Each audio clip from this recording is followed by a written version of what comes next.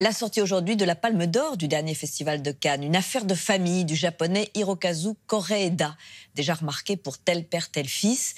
C'est un réalisateur hanté par l'idée d'une réconciliation des mondes et qui s'interroge sur ce qui tisse les liens entre les êtres.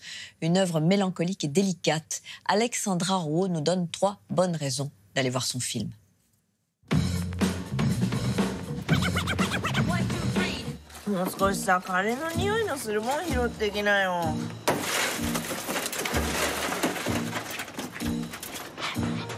Une affaire de famille, c'est le nouveau film du prolifique réalisateur japonais Koreeda, lauréat de la dernière Palme d'Or.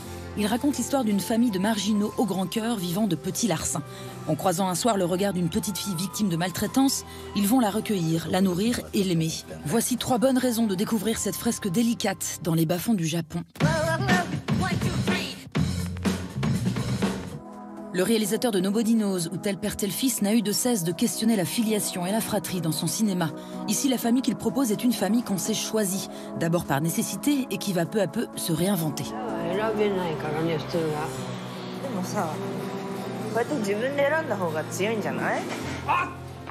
J'ai voulu pousser la réflexion plus loin, en me disant si l'important n'est pas le lien du sang, alors il y a quelque chose de plus fort qui nous unit. Et j'ai eu l'idée de lier mes personnages par le crime.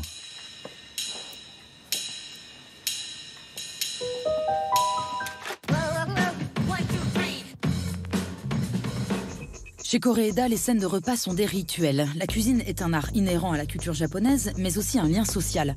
Ici, les personnages volent la nourriture, la partagent et la dégustent ensemble. Pour moi, la façon dont on mange représente ce que l'on est et les liens qui nous unissent. Et si au départ c'était inconscient, je constate que je filme beaucoup ce genre de scènes. Après avoir scruté l'intime, Koreeda revient à ses premières amours, l'observation et le sens politique de ses histoires. Ici, la société exclut et enferme les personnages dans leur précarité.